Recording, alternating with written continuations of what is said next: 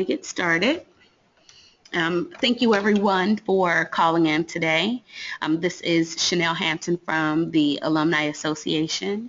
I am the Assistant Director of Alumni Relations, and I would just like to introduce our speaker today. Today we have Mr. George Schutter. Mr. Schutter is an accomplished leader with a broad experience in diverse environments and operations, strategy, business development, and executive leadership, as well as a deep experience in the field of finance, procurement, and contracts. He is the Chief Procurement Officer for the District of Columbia, where he leads the Office of Contracting and Procurement and oversees over $4.4 billion worth of acquisitions for 76 district agencies, He is a licensed certified public accountant, a certified professional contractor, manager, and chartered global management accountant. He holds degrees in accounting from the Illinois Institute of Technology and an MS in acquisitions and contracts management from the U.S. Naval Postgraduate School. He is actually a resident of the District of Columbia. And I will let George take it over from here. All right, thank you very much, Chanel. I do appreciate that. And I absolutely appreciate the opportunity to speak here. You know, it's a bit surreal being on the presentation side of an alumni discussion. It just seems not so far back that I was living on campus and attending IIT. It was just this last week I got a pamphlet in the mail on our 25-year reunion coming up this summer for the class. So absolutely the reality of being an alumni, fantastic school, and really enjoyed IIT, and what an opportunity to be able to be here with you today, and thank you, Chanel, and thanks to the Alumni Association for that opportunity. I do have a wide-ranging career, you know, from the Marine Corps to the Peace Corps. And I'll talk a little bit about that today. The Alumni Association has asked me to talk a bit about what is public sector service, and a little bit about my own background, and as an illustration of service, you know, what does it look like to run contracts in the District of Columbia?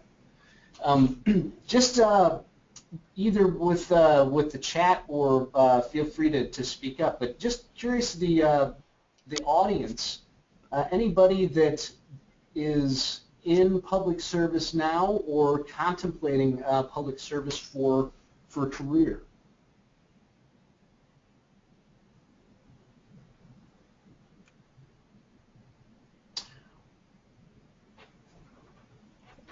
Well, definitely opportunities out here that I wanted to talk through. You know, public service itself. You know, what is public service? And it might be obvious what public service is, but the opportunities that are out there, I think, maybe are not so obvious. So, public service. What is it? Oh, okay. I saw Dominic had just sent a note in saying he was an Air Force officer from 07 to 14. So thank you very much, Dominic, for your service in the Air Force. So what is public service? So it's government employment, civil service, military service. It's rendering service in the public interest. And you can really do it in just about any career field and at just about any level. You know, engineers, IT, obviously focused there. You need engineers for everything from building roads to space exploration and every type of a project in between. Every project, every agency has a business background, a business base. And so the aspects of that, whether it's accounting or marketing, that service is necessary as well. One way, I think, to think about public service, and one way to understand what we mean by that, is to think about it at the jurisdiction level, and think about the jurisdictions that are served. So you may have public service at the federal level, and examples being the Federal Department of Education, or the FBI, or the United States Department of Agriculture. You also might have public service at the state level. So, the Maryland Department of Education, or the Illinois State Police, the Virginia Department of Agriculture. And then, of course, potentially at the local level, so sub-state level, whether that's the county level or a city level, the Chicago Police Department, Prince George's County Fire Department. So I think about jurisdictions and the levels of service when I'm thinking about public service. I think having served in both the private sector as well as the public sector, broadly, and oversimplifying, one way to think about it is that with a public entity, you're serving the needs of that jurisdiction. You're serving the mission of that jurisdiction.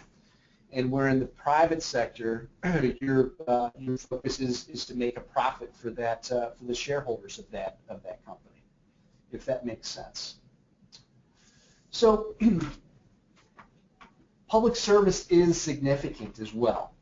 One of the things I find very significant about it is that you're placed in a position of public trust. You're managing often public resources, entrusted to make decisions on behalf of a lot of taxpayers. You're serving the residents in that jurisdiction. The job I'm in right now, I'm serving the residents of the District of Columbia. And it definitely gives you an opportunity to give back to the community and give back for the greater good. There are, as I've mentioned before, programs, all different types of programs that are managed in the public space, and at multiple different levels. For me, in public service, I've always been about a sense of mission, and following a sense of mission, being part of a sense of mission. And I think if you look at my career, that's what I've really focused in on. So if I take a step back and just talk through, as I've been asked to, my experience in the public and in the private sector, I started out at IIT, and the truth be told, in '88, going to IIT, I started out as a chemical engineering student, and calculus and I did not get so well along, and quickly into my first year, I ended up shifting actually to the Stewart School of Business, and ended up graduating in '92 with a Bachelor's of Science in Accounting, and then off to the Marine Corps. So I had that good base at IIT. In the Marine Corps, I started out doing the fun stuff with 1st Battalion 4th Marines, and working for 3 years in Marine Expeditionary Units with railroad contingencies in the Middle East, East Africa. And at the end of that time, when I finished up my 4 years of service for ROTC, I was actually contemplating getting out of the Corps at that time. And talking to my battalion commander, talking to others, they had convinced me and had helped me get into the Naval Postgraduate School. And so after doing the real focused Marine Corps mission overseas for a number of years, went back to grad school, studied acquisitions and contract management, and then went back into the Fleet Marine Force and ran a contracting office for the Marine Corps. So was responsible for the contracting activities east of the Mississippi River for the Marine Corps Recruiting Command. So did that for a number of years. At the 10-year point, I was really contemplating moving on and really thinking about what to do. I ended up going from the Marine Corps as a major and leaving on a Friday and starting on a Monday with the Peace Corps, running their contracts, directing the contracting activities of the Peace Corps throughout the globe. Really managing the contract needs, whether they're personal services contracts to support a program in Ghana, to the larger business backbone contracts like the Oracles and the Northrop Grummans of running information technology for the Peace Corps globally.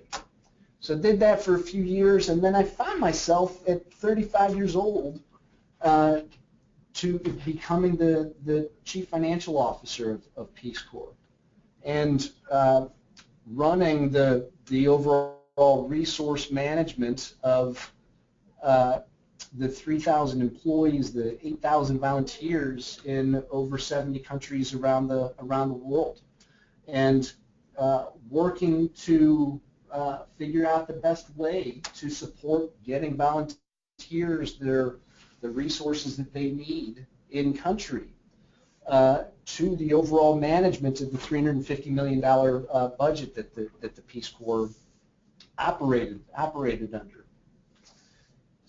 So after doing that work and wrapping up my 7th year at Peace Corps, I did take a foray into the private sector and went with a firm called Grant Thornton. And with Grant Thornton, I was an executive director for the Middle East, North Africa, and South Asia, and really coordinated the services of 12 member firms in 12 different countries to develop a consulting company out of the Dubai International Financial Center in the United Arab Emirates. And also during that time with Grant Thornton, also worked to open up Grant Thornton's practice in Iraq as well. After doing that time with Grant Thornton in the private sector, came back to the U.S. and became the CFO of about $100 million 501c3 nonprofit called TechnoServe. Ran their finances, managed programs for them in about 30 countries, and did a lot of good work internationally and around the world for businesses, small farms, really helping them improve their business to alleviate poverty was the focus there. And after doing that work for a couple of years, got a very interesting call. Got a call from the mayor's office of the District of Columbia, and asked to join the cabinet to run contracts and manage contracts for the District of Columbia. So want to take a little bit of time and talk through my current role and how we manage contracts in the district, just as an illustration of what public service might look like. Before I get into DC, any questions on that overview, and any questions just on what is public service?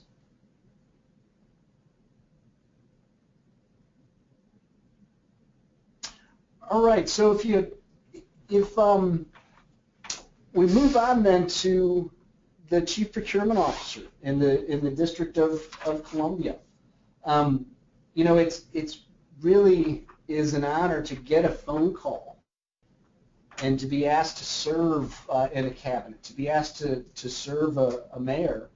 And frankly, after doing so many years of service for others and a lot of work internationally, the ability to come to DC and to support the community that I'm actually living in with my daughter is really it's very unique, and it really is an interesting experience.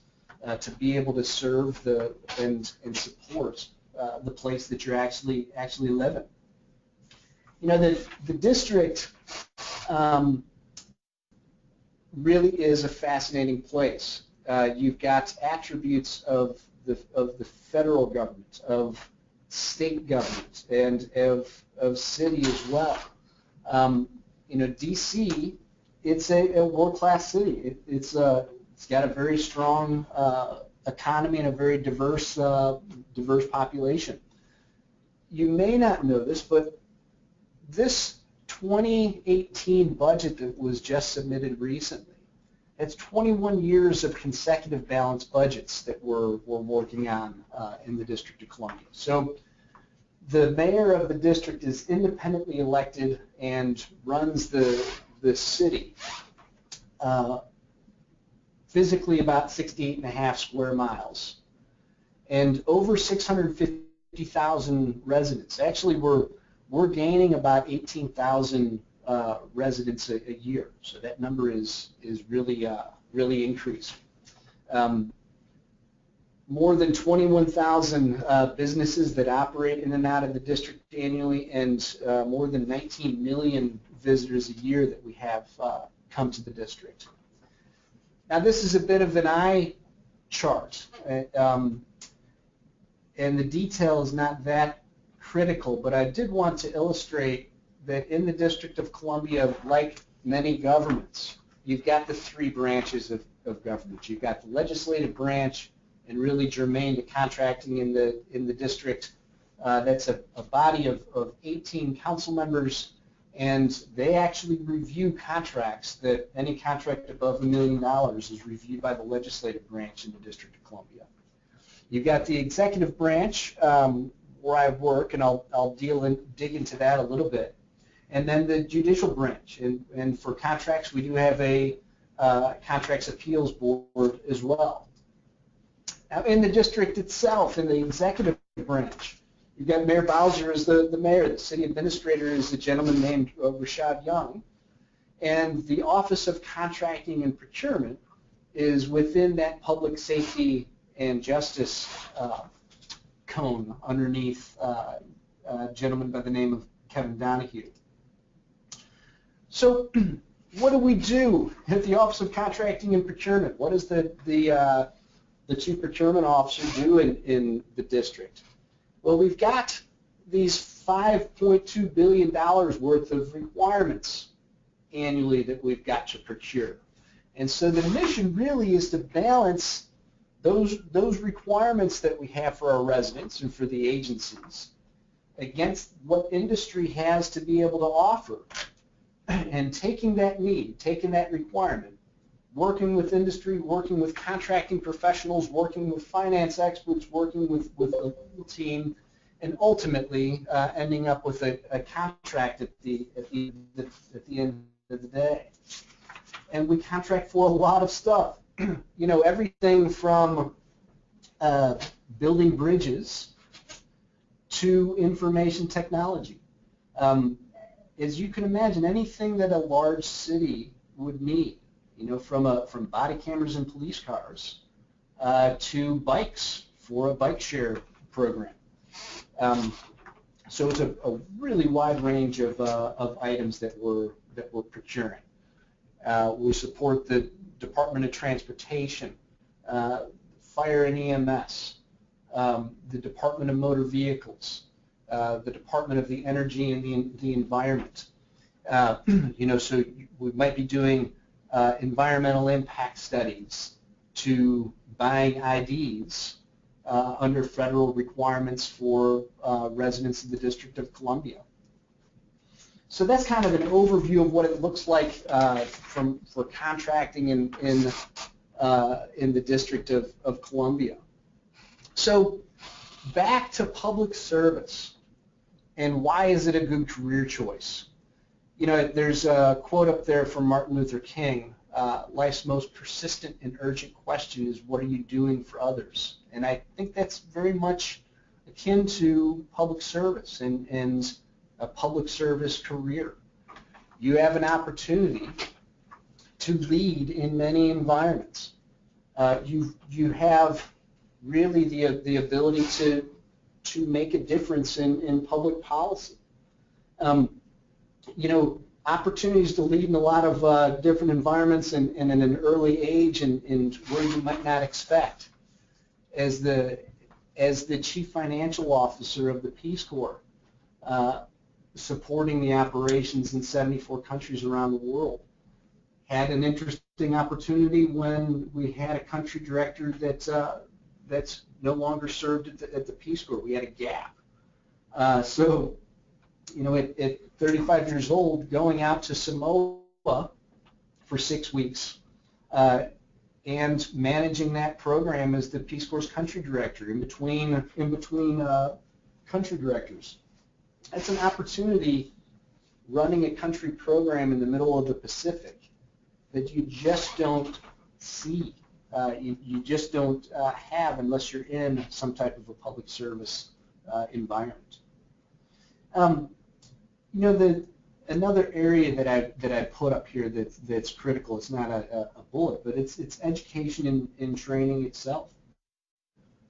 You know, in a field such as contracting and acquisitions, arguably Naval Postgraduate School and some of the training you get in the public sector is probably the best, arguably, experience and education you can get in that field.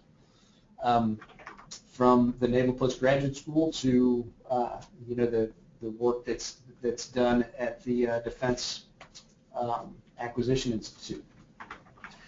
So a whole lot of opportunity. It's of public service.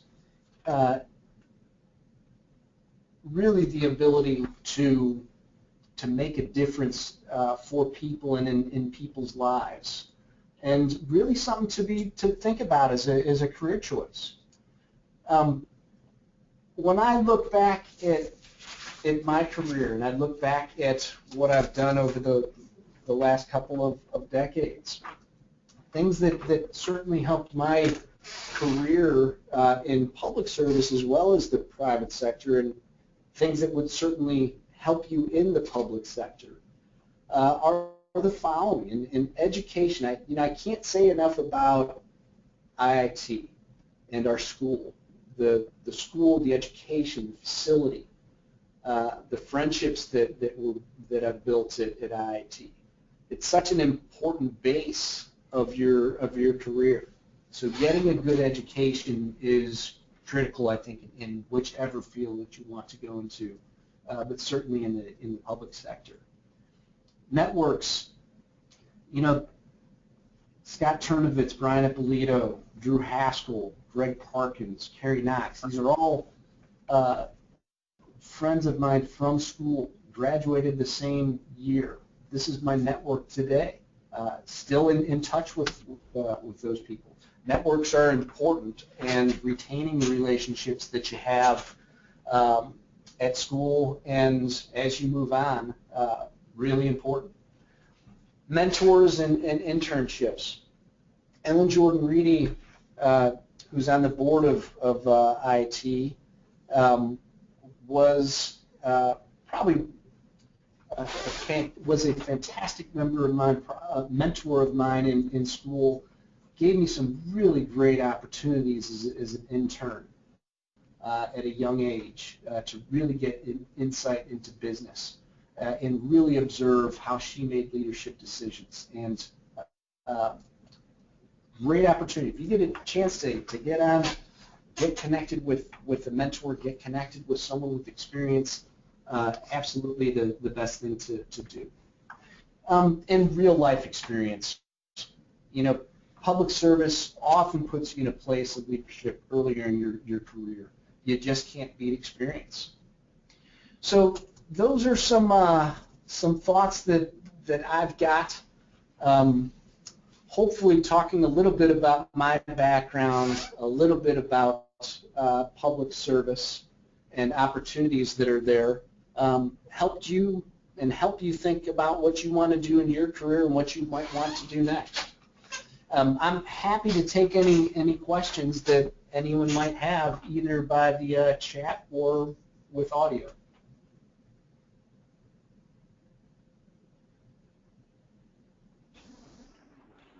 Hey, George, this is Dominic. Can you hear me?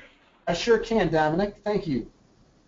Yeah, thank you for the presentation, and thank you for your service, both in the Marines and afterwards. My question would be for, your career is kind of unique in going public to private to public service, but I've noticed, in my time in the Air Force and then afterwards that switching jobs, both parallel transfers and getting promotions, in the private sector is somewhat straightforward. You go on LinkedIn, you go on Indeed, you look for jobs. But a mid-career transition going from the private sector to the public sector, it's almost like starting over. They're going on usajobs.gov or something like that. Do you have any advice if someone does want to get back into public service, the best route to go to not, to not lose any of the skills or things that you've gained in the private sector when going back to the public sector? Yeah, that's a great question. That's a great question, Walt or Dominic, and I definitely appreciate your service in the Air Force as well. I think there's two things I would say there.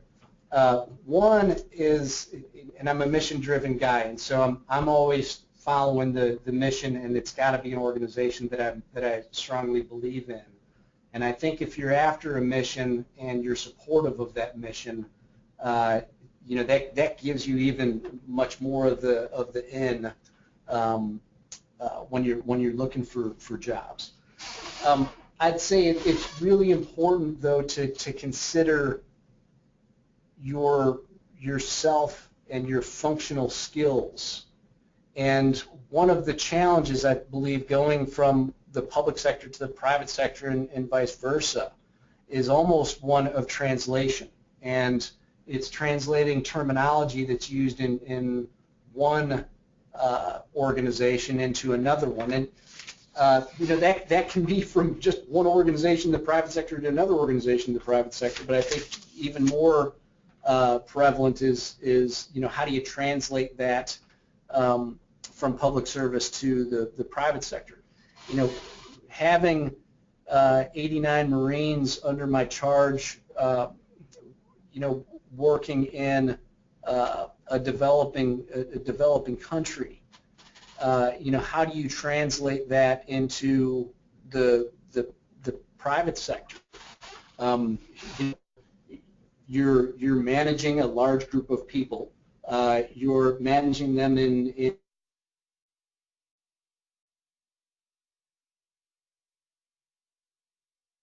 the job that you're doing, the experience that you've gained, and then how does that experience translate into the service in the public or the opposite sector?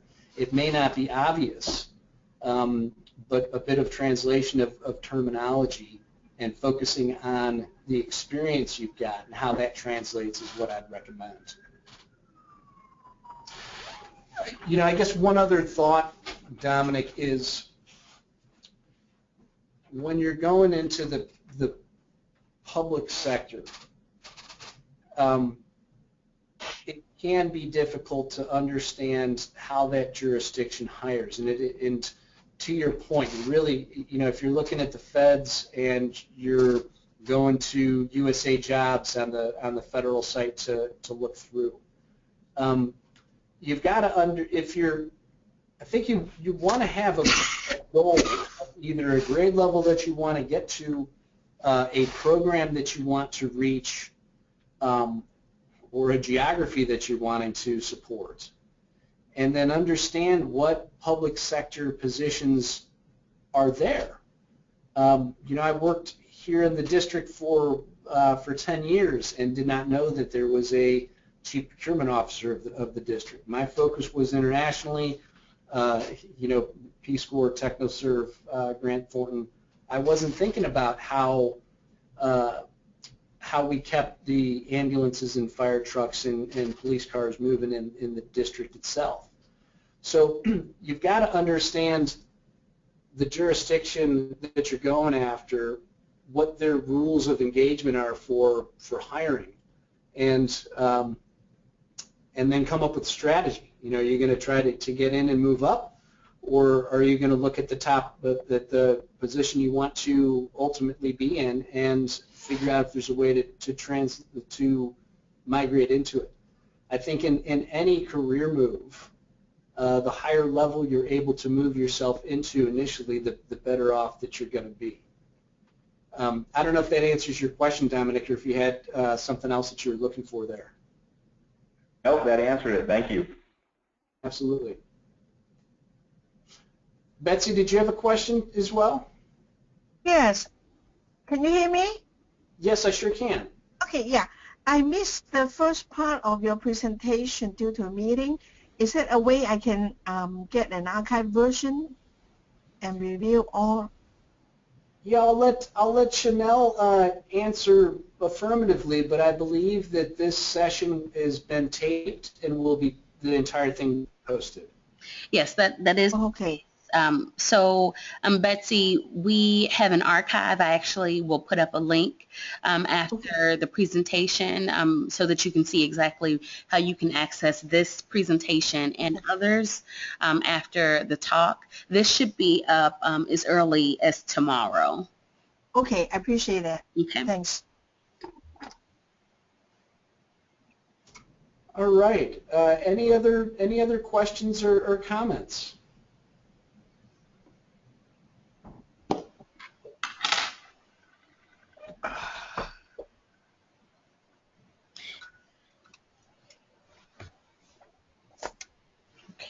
Well, I really appreciate everybody joining and listening and for engaging also.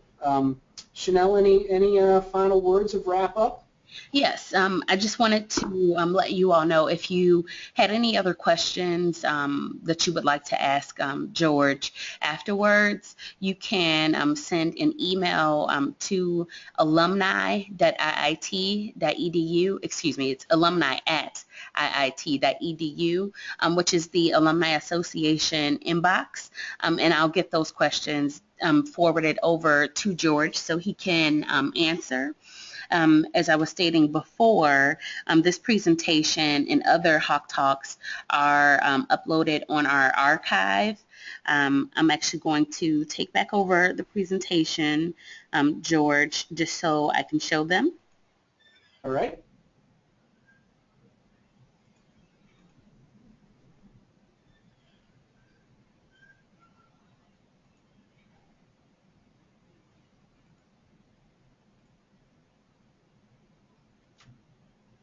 Okay, I believe you all can see a slide. Give me a moment.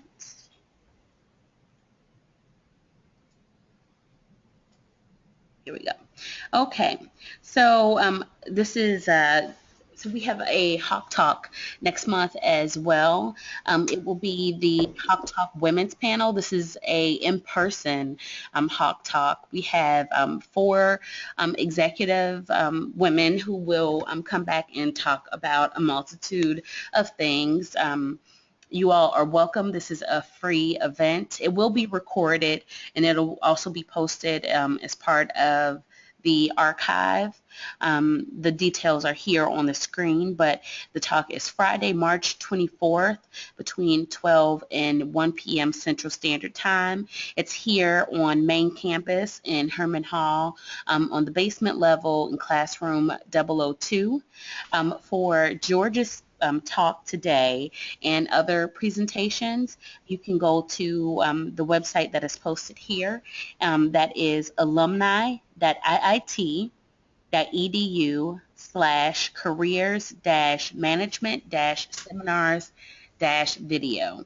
And I will also be sending an email to the people who registered for this event with a link to this talk. And I'll give you all the information that I mentioned before in terms of where you can send other questions for George. But while we are still on the call, does anyone have any questions for me or George? Okay. Well, thank you very much, Chanel, and thank you all. Yes. Thank you all for calling today, and we hope you can join us for other conversations. All right. Have a great day.